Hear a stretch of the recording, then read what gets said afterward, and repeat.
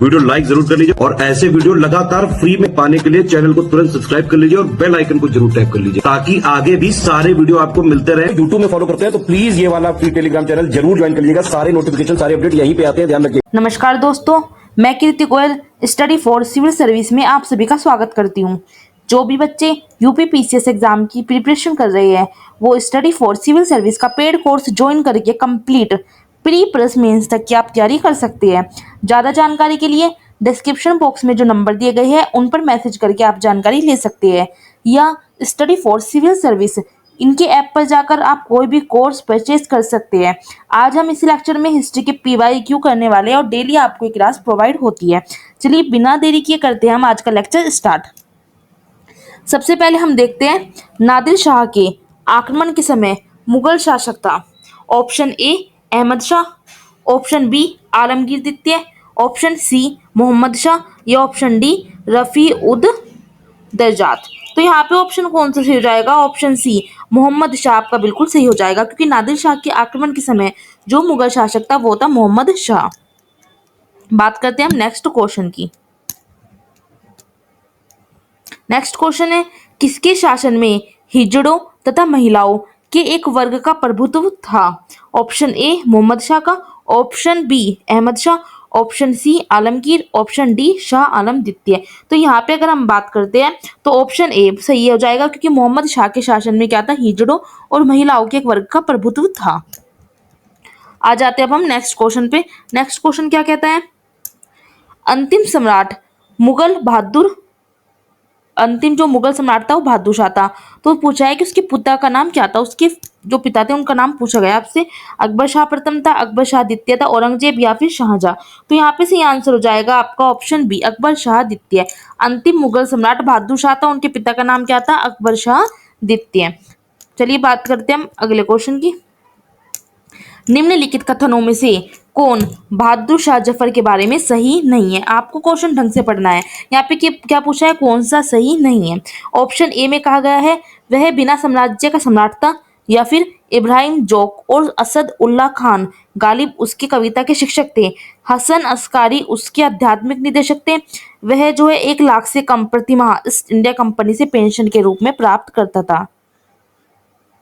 तो बताइए इसमें जो पूछा है कि कौन सा उसके बारे में सही नहीं है? तो यहाँ पे जो आपका हो जाएगा ऑप्शन डी जो है यहाँ पे सही नहीं है, और ये वाला बिल्कुल गलत है, और यहीं पे ये क्या हो जाएगा? आंसर सही हो जाएगा, क्योंकि पूछा है कि कौन सा सही नहीं है।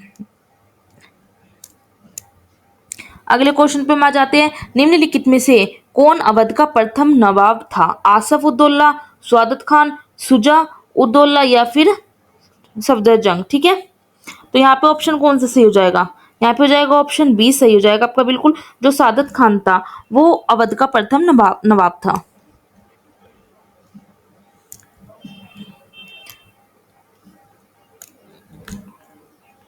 निम्नलिखित में से कौन हैदराबाद के स्वतंत्र राज्य का संस्थापक था?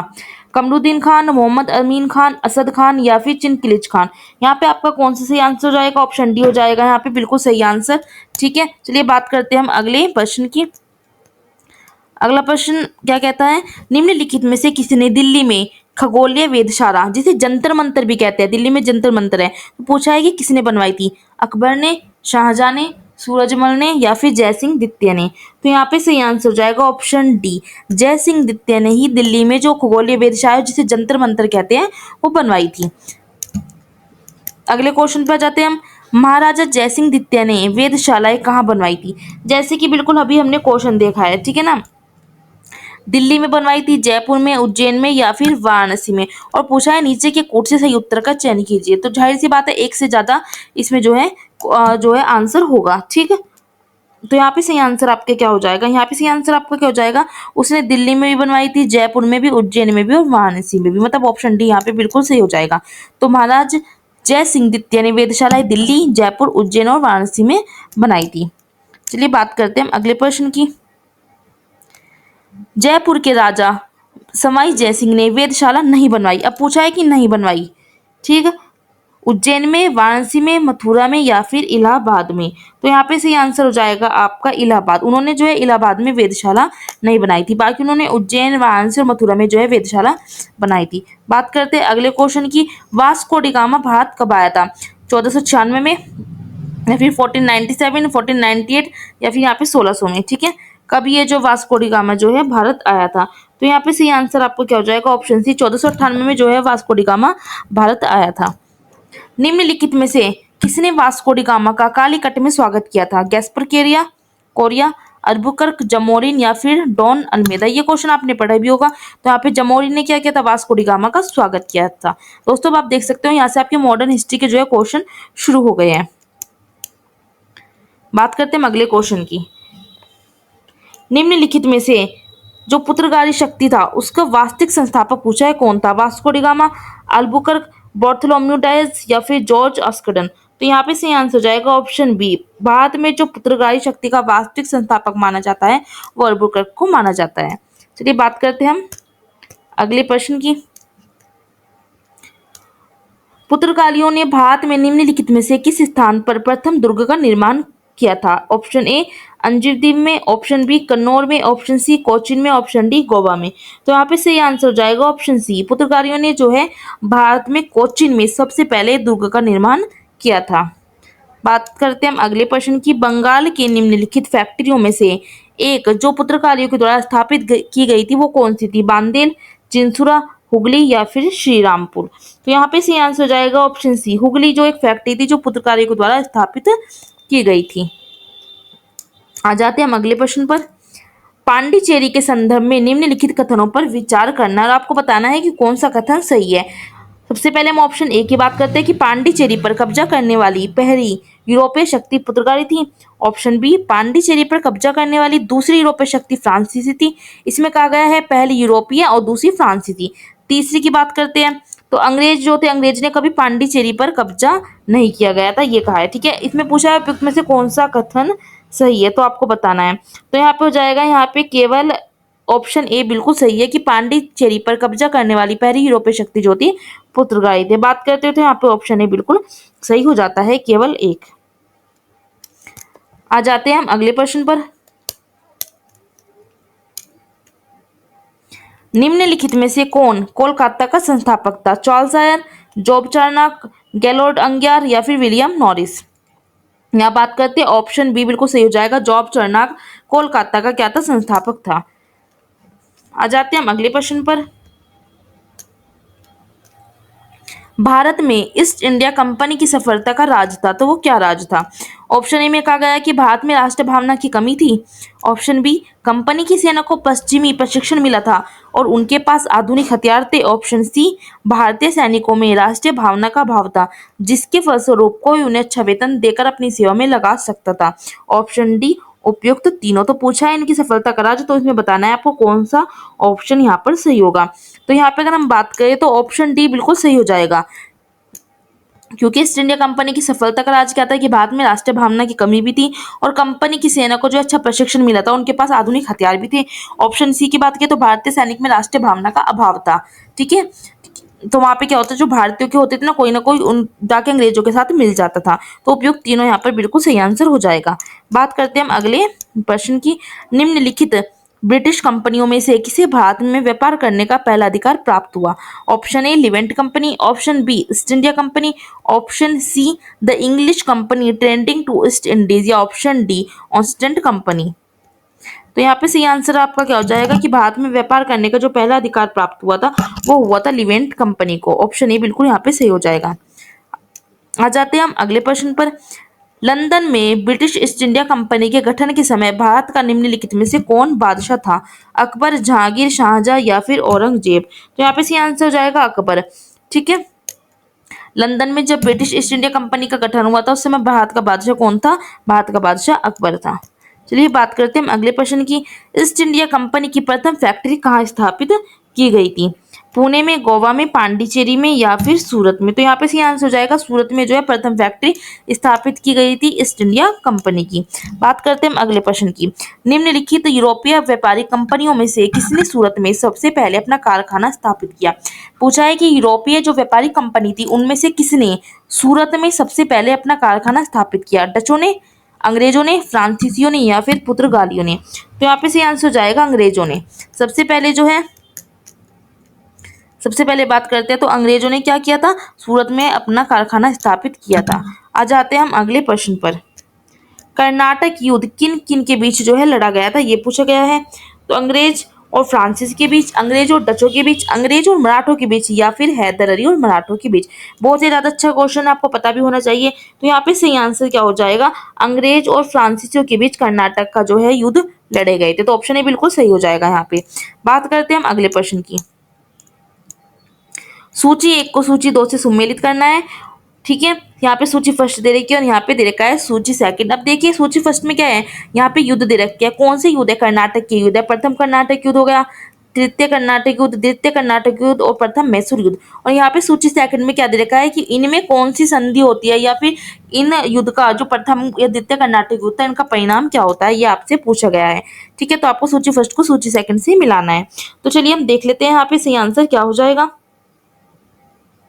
तो अगर हम ए की बात करें, प्रथम कर्नाटक युद्ध में क्या होता है, यहाँ पे एक्सला शापेर की संधि से ये अंत हो जाता है प्रथम कर्नाटक युद्ध।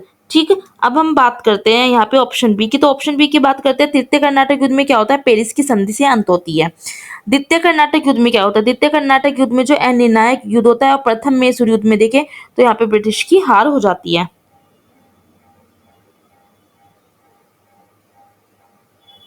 तो अगर हम देखिए ए का क्या बैठ रहा है हमारा, ए का हो रहा है हमारा यहाँ पे 4th और बी का हो जाता है हमारा यहाँ पे 1, सी का हो जाता है हमारा यहाँ पे 3 और डी का हो जाता है हमारा यहाँ पर 2। ठीक है, तो 4 1 3 2, 4 1 3 2 ऑप्शन सी में बिल्कुल सही बैठता है। तो आपका यहाँ पे ऑप्शन सी बिल्कुल सही हो जाएगा। चलिए बात करते हैं हम अगले क्वेश्चन की। फ्रांसीसी ईस्ट इंडिया कंपनी स्थापित हुई थी।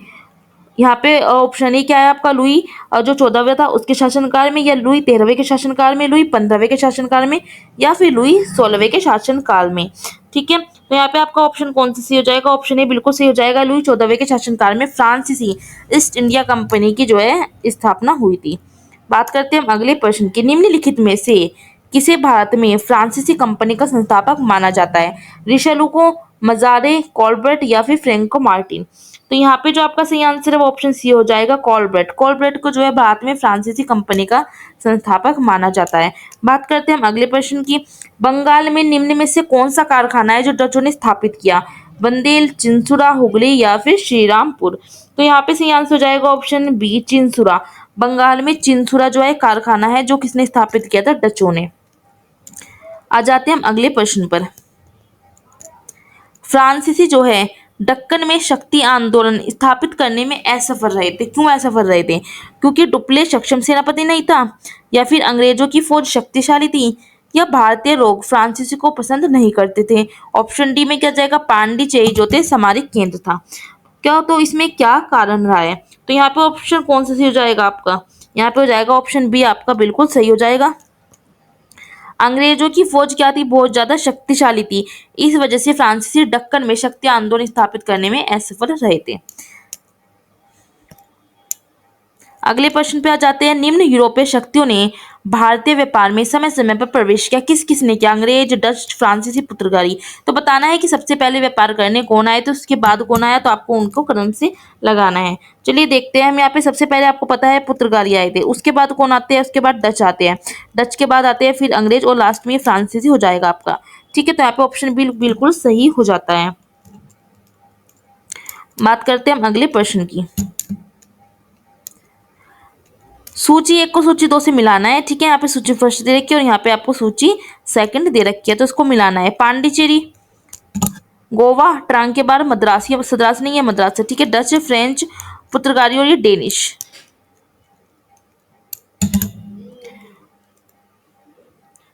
तो यहाँ पे अगर हम बात करते हैं पांडिचेरी की तो यहाँ पे फ्रेंच का हो जाएगा।